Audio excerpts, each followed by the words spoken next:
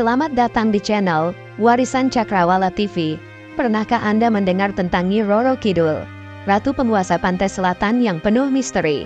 Sosoknya yang legendaris telah menjadi bagian tak terpisahkan dari budaya Jawa, membangkitkan rasa penasaran dan ketakjuban. Siapa sebenarnya Nyi Roro Kidul? Apakah dia hanya sekedar mitos atau ada kisah nyata di balik sosok yang begitu memikat? Hari ini, kita akan menyelami sejarah dan budaya Jawa untuk mengungkap misteri di balik sosok Nyi Roro Kidul. Mari kita bersama-sama mengungkap kebenaran di balik mitos yang telah membayani kita selama berabad-abad. Siapkan diri Anda untuk sebuah perjalanan yang tak terlupakan.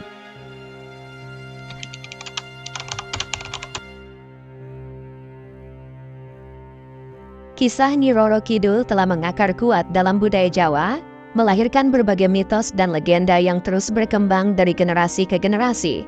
Namun, di balik kisah-kisah mistis tersebut, terdapat aspek sejarah dan budaya yang lebih dalam yang perlu kita telusuri. Yang pertama, penguasa Laut Selatan. Mitos Nyi Roro Kidul sebagai penguasa mutlak di Laut Selatan telah mengakar kuat dalam kepercayaan masyarakat Jawa. Sosoknya digambarkan sebagai ratu yang memiliki kekuatan gaib untuk mengendalikan ombak dan badai. Konon, siapapun yang berani menantang kekuasaannya atau bahkan hanya mengenakan pakaian berwarna hijau, warna kesukaannya, saat berada di pantai selatan, akan ditarik ke dalam laut oleh pasukan gaibnya. Mitos ini tidak muncul begitu saja. Ia merupakan refleksi dari rasa hormat dan kekaguman masyarakat terhadap kekuatan alam yang begitu dahsyat, terutama di kawasan pantai selatan. Ombak besar yang menerjang karang, angin kencang yang menghempas pantai, dan kedalaman laut yang misterius telah melahirkan berbagai cerita rakyat yang membungkus fenomena alam tersebut dengan unsur mistis. Lalu, mengapa Laut Selatan disegani? Laut Selatan dikenal dengan ombaknya yang sangat besar dan arus bawahnya yang kuat. Banyak nelayan dan pengunjung pantai yang menjadi korban ganasnya laut. Hal ini membuat masyarakat setempat meyakini adanya kekuatan gaib yang menguasai laut. Laut Selatan seringkali berubah menjadi sangat tenang, namun dalam sekejap bisa berubah menjadi sangat ganas. Perubahan cuaca yang cepat dan tak terduga ini semakin memperkuat keyakinan akan adanya kekuatan gaib yang mengendalikannya. Kedalaman laut yang misterius dan gelap gulita telah melahirkan berbagai imajinasi tentang makhluk-makhluk halus dan kerajaan bawah laut. Nyi Roro Kidul dengan istana bawah lautnya menjadi representasi dari imajinasi tersebut. Kesimpulannya, mitos Nyi Roro Kidul adalah cerminan dari kompleksitas hubungan manusia dengan alam.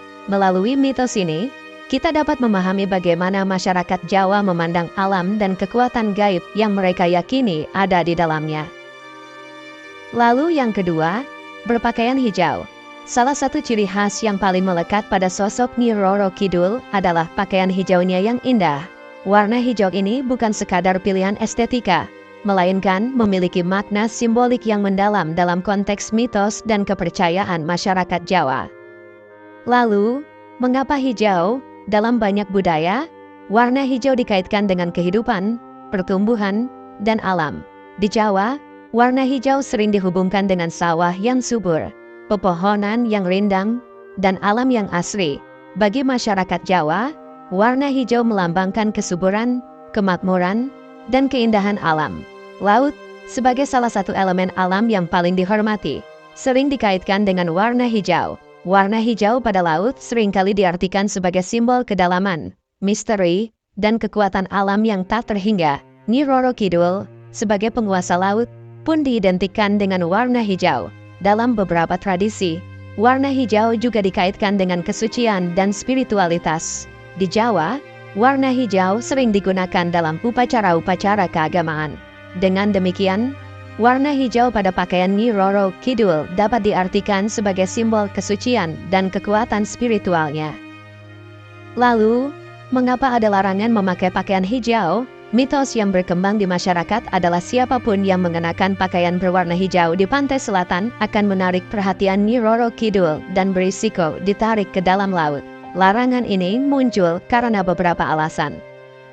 Alasan pertama, penghormatan. Memakai pakaian berwarna hijau dianggap sebagai bentuk tidak hormat terhadap Nyi Roro Kidul sebagai penguasa laut. Hal ini bisa memicu kemarahannya dan membawa malapetaka. Alasan kedua, Mimikri, warna hijau yang identik dengan Nyi Roro Kidul dianggap sebagai bentuk mimikri atau peniruan. Hal ini dianggap sebagai tindakan yang kurang ajar dan bisa memicu konflik. Alasan ketiga, perlindungan. Larangan ini mungkin juga berfungsi sebagai bentuk perlindungan bagi masyarakat. Dengan menghindari warna hijau di pantai selatan, masyarakat berharap terhindar dari bahaya yang mungkin timbul. Kesimpulannya, warna hijau dalam konteks Nyi Roro Kidul adalah simbol yang kompleks dan multi-interpretasi. Di satu sisi, warna hijau melambangkan keindahan, kesuburan, dan kekuatan alam. Di sisi lain, warna hijau juga menjadi pembatas antara dunia manusia dan dunia gaib. Mitos tentang larangan memakai pakaian berwarna hijau di pantai selatan adalah cerminan dari kompleksitas hubungan manusia dengan alam dan kepercayaan spiritual masyarakat Jawa. Lalu yang ketiga, larangan berenang. Mitos larangan berenang di pantai selatan telah mengakar kuat dalam masyarakat Jawa. Konon, siapapun yang berani menceburkan diri ke dalam air akan mengganggu wilayah kekuasaan Nyi Roro Kidul dan berhadapan dengan konsekuensi fatal. Namun, di balik mitos tersebut, terdapat alasan ilmiah yang menjelaskan mengapa larangan ini muncul. Salah satu bahaya terbesar di pantai selatan adalah arus bawah yang sangat kuat. Arus ini dapat dengan mudah menyeret perenang ke tengah laut. Bahkan bagi perenang yang berpengalaman, arus bawah ini seringkali tidak terlihat dari permukaan, sehingga sangat berbahaya bagi mereka yang tidak menyadarinya.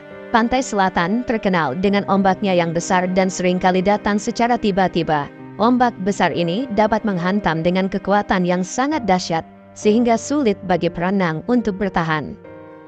Di beberapa titik di pantai selatan, terdapat palung laut yang sangat dalam.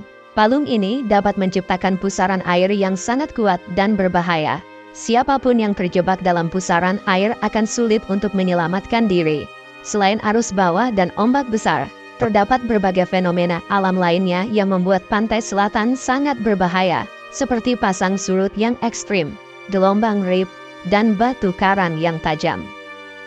Mitos larangan berenang di pantai selatan sebenarnya dapat dianggap sebagai bentuk peringatan dari nenek moyang kita. Mereka yang telah hidup berdampingan dengan alam selama berabad-abad telah memahami betul akan bahaya yang mengintai di pantai selatan. Mitos ini kemudian diwariskan dari generasi ke generasi sebagai bentuk perlindungan diri. Kesimpulannya, larangan berenang di pantai selatan bukanlah sekadar mitos belaka, melainkan juga memiliki dasar ilmiah yang kuat. Mitos ini lahir dari pengalaman dan pengetahuan masyarakat lokal yang telah hidup berdampingan dengan alam selama berabad-abad. Dengan memahami asal-usul mitos ini, kita dapat lebih menghargai keindahan dan sekaligus bahaya dari pantai selatan.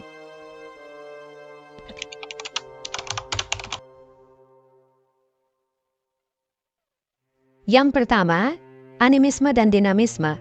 Kepercayaan animisme dan dinamisme telah menjadi landasan spiritual masyarakat Jawa sejak zaman dahulu.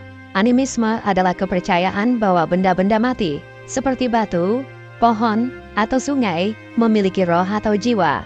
Sementara dinamisme adalah kepercayaan bahwa kekuatan gaib melekat pada benda-benda atau fenomena alam tertentu.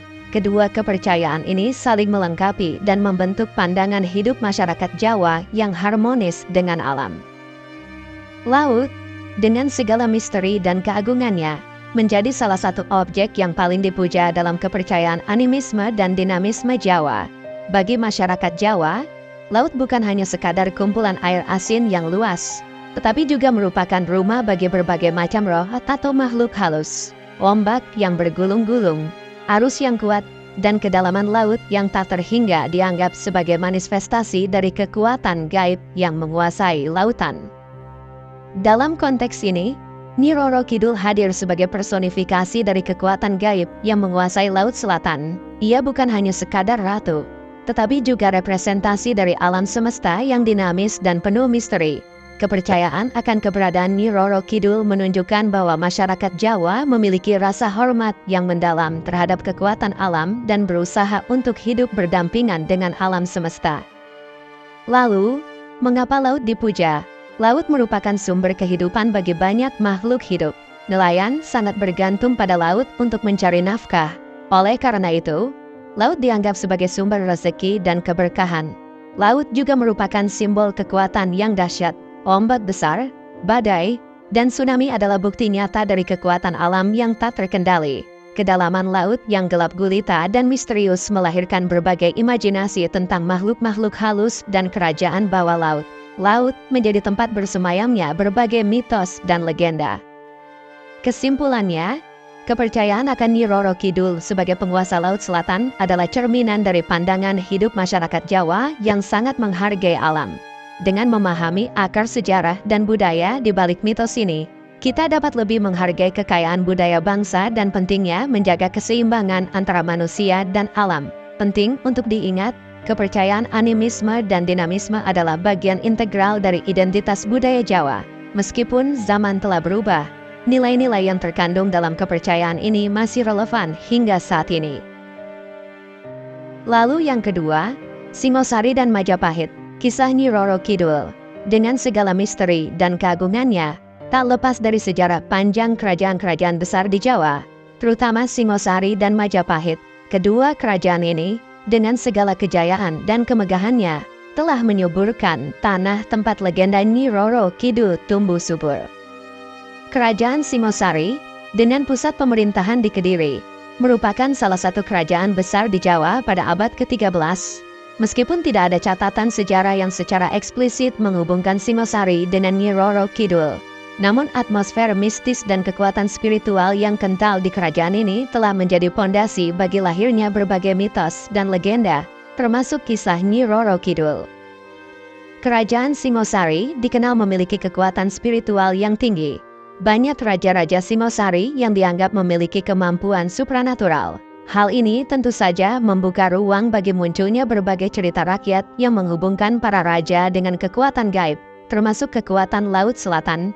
Singosari memiliki hubungan yang erat dengan alam, terutama laut. Banyak ritual dan upacara keagamaan yang dilakukan di tepi pantai. Hal ini semakin memperkuat keyakinan masyarakat akan adanya kekuatan gaib yang menguasai lautan. Kerajaan Majapahit, penerus Singosari, mencapai puncak kejayaannya pada abad ke-14. Majapahit tidak hanya dikenal sebagai kerajaan yang kuat secara militer, tetapi juga memiliki budaya yang sangat kaya dan kompleks.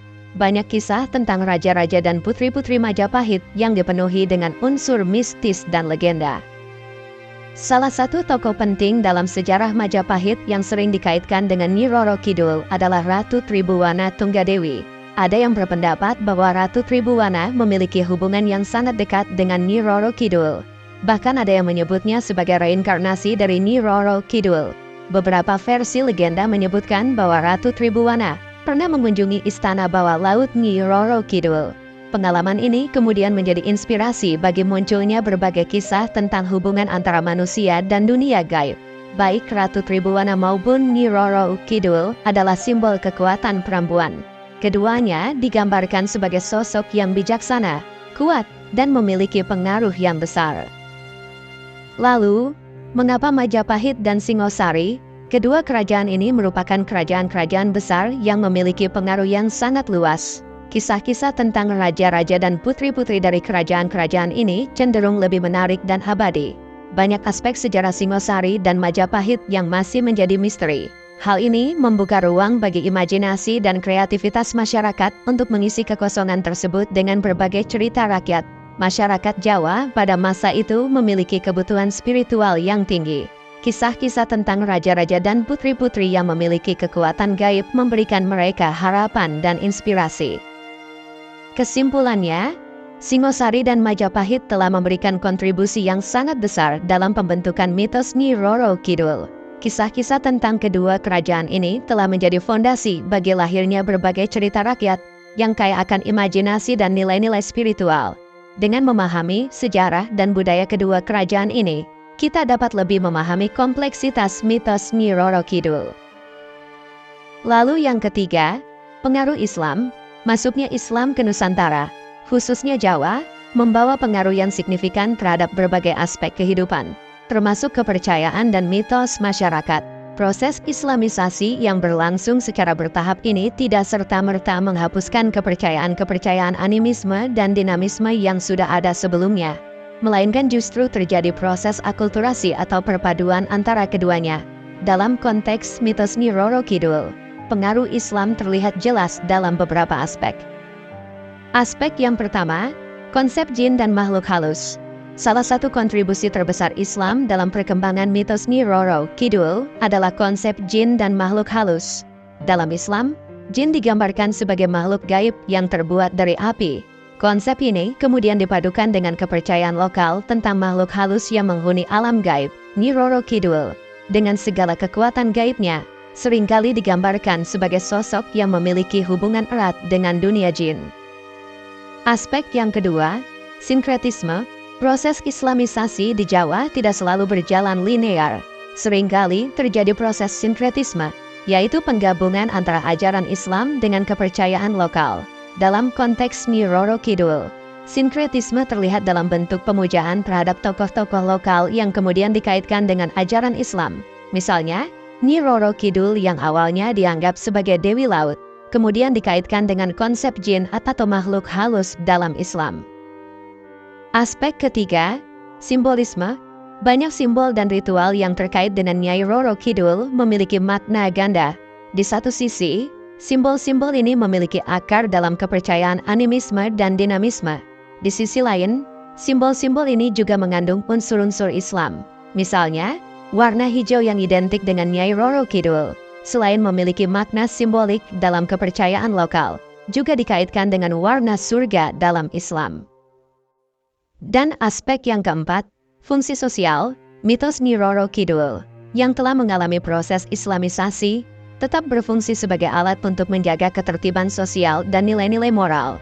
Misalnya, larangan berenang di pantai selatan yang dikaitkan dengan keberadaan Nyi Roro Kidul, dapat berfungsi sebagai peringatan akan bahaya alam dan pentingnya menghormati kekuatan yang lebih besar. Contoh kasus. Salah satu contoh yang menarik adalah kisah Panembahan Senopati atau Ngabehi Loring Pasar, Raja pertama Mataram, yang konon pernah meminta bantuan Nyi Roro Kidul untuk mengalahkan musuh-musuhnya. Kisah ini menunjukkan bagaimana sosok Nyi Roro Kidul dipandang sebagai kekuatan yang dapat dimanfaatkan untuk tujuan-tujuan duniawi. Meskipun pada saat yang sama ia tetap dianggap sebagai makhluk gaib yang harus dihormati. Kesimpulannya, pengaruh Islam dalam perkembangan mitos Nyi Roro Kidul menunjukkan betapa dinamisnya budaya dan kepercayaan masyarakat.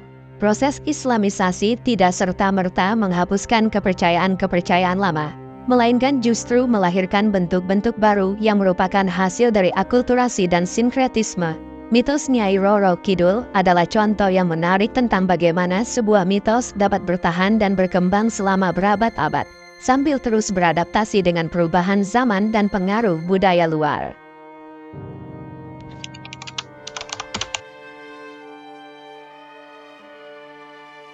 Yang pertama, kekuatan alam. Nyi Roro Kidul dapat diartikan sebagai personifikasi dari kekuatan alam yang dahsyat dan tak terkendali. Mitos ini mengingatkan manusia akan pentingnya menghormati alam dan menjaga keseimbangan ekosistem. Lalu yang kedua, simbol feminisme. Dalam beberapa interpretasi, Nyi Roro Kidul dipandang sebagai simbol kekuatan perempuan dan kemandirian. Sosoknya yang kuat dan misterius menginspirasi banyak orang, terutama perempuan. Dan yang ketiga, pelindung dan penjaga. Bagi sebagian orang, Nyi Roro Kidul dianggap sebagai sosok pelindung dan penjaga. Mereka percaya bahwa Nyi Roro Kidul akan memberikan perlindungan bagi mereka yang menghormatinya. Mitos Nyi Roro Kidul adalah cerminan dari kompleksitas budaya Jawa. Melalui mitos ini, kita dapat memahami nilai-nilai, kepercayaan, dan sejarah masyarakat Jawa. Terima kasih sudah menonton. Jangan lupa subscribe, like, dan share video ini. Sampai jumpa di video selanjutnya.